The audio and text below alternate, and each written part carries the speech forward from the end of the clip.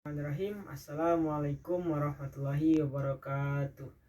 Perkenalkan, nama saya Miko Paundra dengan nomor NIM 2020202132. Di sini saya membuat video untuk memenuhi tugas ulangan tengah semester pada mata kuliah Quran Hadis yang diampu oleh dosen Ibu Husna Lutfiah. Di sini saya akan memberikan atau menjelaskan mengenai kandungan-kandungan surah yang telah kita bahas dari pertemuan 1 sampai dengan pertemuan 6. Di antaranya yaitu di pertemuan yang pertama membahas tentang surah Al-Fatihah. Surah Al-Fatihah ini mengandung pernyataan kita sebagai hamba Allah Subhanahu wa taala. Kita menyatakan dengan menyebut nama Allah Subhanahu wa taala, kita menyatakan hanya kepada Allah kita menyembah dan hanya kepada Allah kita memohon pertolongan.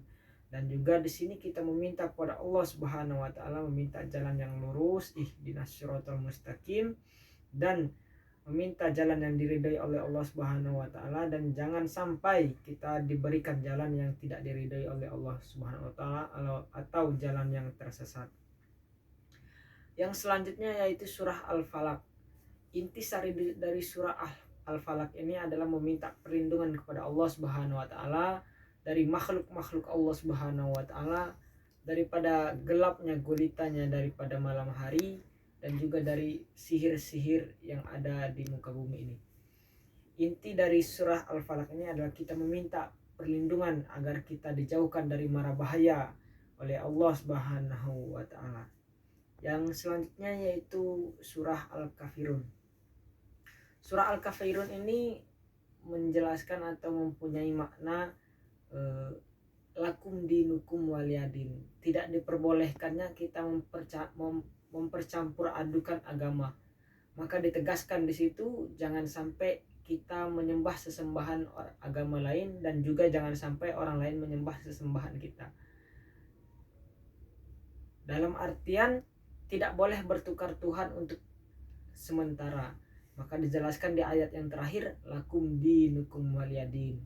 Sungguhnya agamamu untukmu dan agamaku adalah untukku. Yang selanjutnya yaitu surah Al-Ma'un. Surah Al-Ma'un ini adalah surah yang memiliki makna atau intisari tentang orang yang mendustakan agama. Siapa saja orang-orang yang mendustakan agama? Yaitu orang-orang yang lalai terhadap sholatnya, orang-orang yang menghardik anak yatim, orang-orang yang tidak memberi makan orang miskin. Maka disebut orang-orang tersebut adalah orang-orang yang mendustakan agama.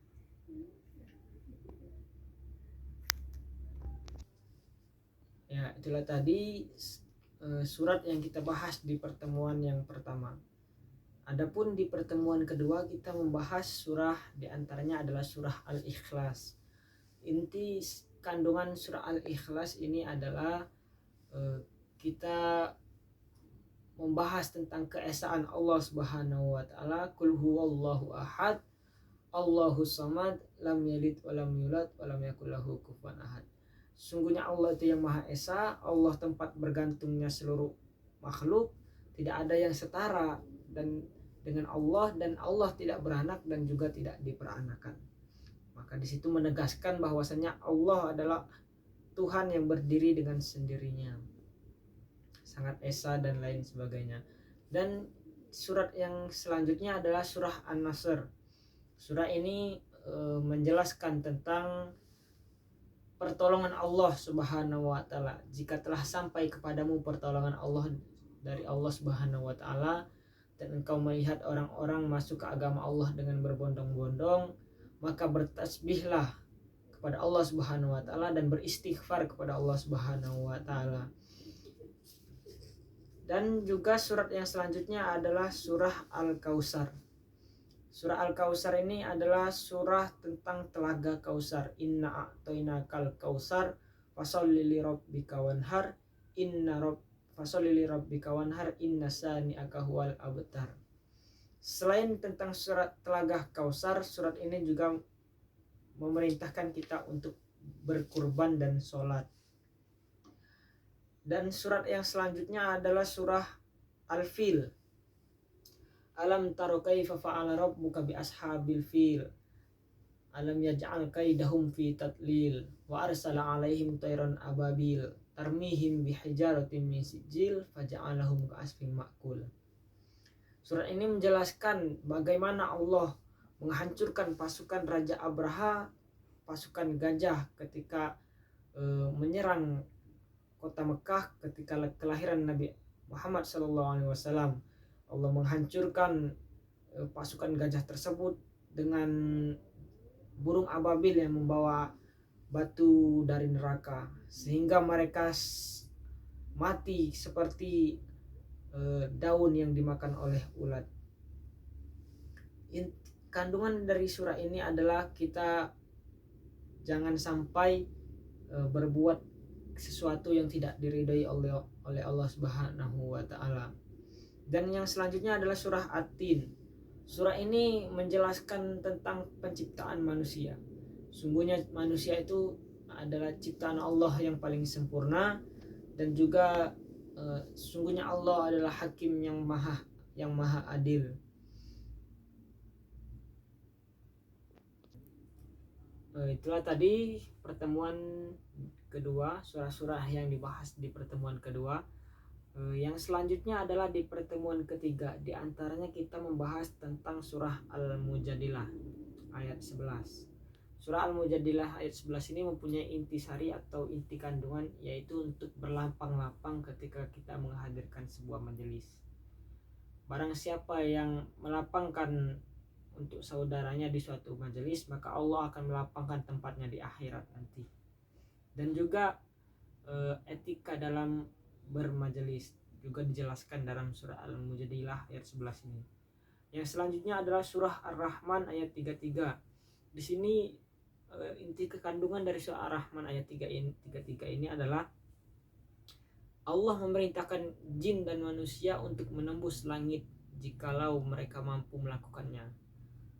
Maka di sini kita dituntut untuk mencari ilmu bagaimana kita dapat melakukan hal tersebut, tetapi dijelaskan juga bahwasanya jikalau kita tidak bisa melakukannya, ketahuilah sungguhnya Allah yang maha bisa dan maha mengetahui dan maha segalanya. Kita harus diingatkan bahwasanya kita ini makhluk yang terbatas dan juga tidak ada daya dan upaya, melainkan itu adalah dari Allah Subhanahu wa taala.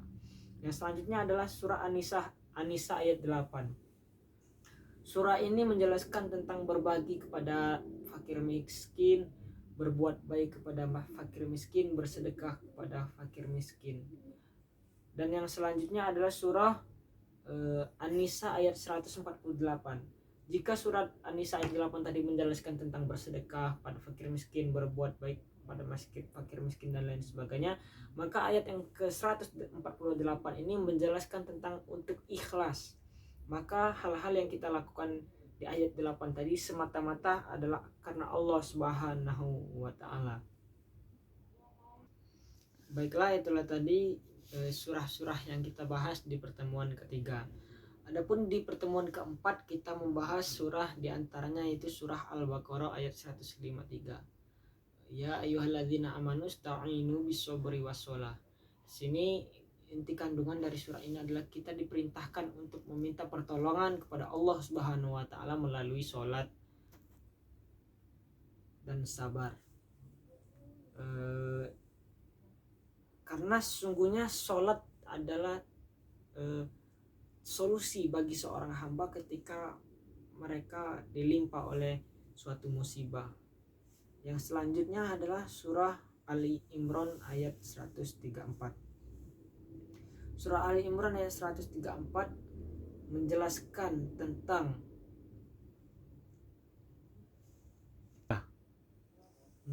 tentang orang yang mampu bersedekah di kala waktu luang dan waktu sempit, orang yang mampu menahan amarahnya, dan orang yang mampu memaafkan kesalahan-kesalahan orang lain merupakan hamba-hamba yang dicintai dan disayangi oleh Allah Subhanahu wa taala. Oleh karena itu, dalam surah ini memiliki intisari mengajarkan umat Islam untuk selalu bersedekah, berinfak, menahan amarah, dan juga saling maaf memaafkan. Yang selanjutnya adalah surah Al-Anfal ayat 27. Surah ini membahas tentang bagaimana pentingnya sebuah sikap amanah dan juga tidak boleh berkhianat kepada Allah, berkhianat kepada Rasulullah, berkhianat kepada para pemimpin dan teman-teman sekalian.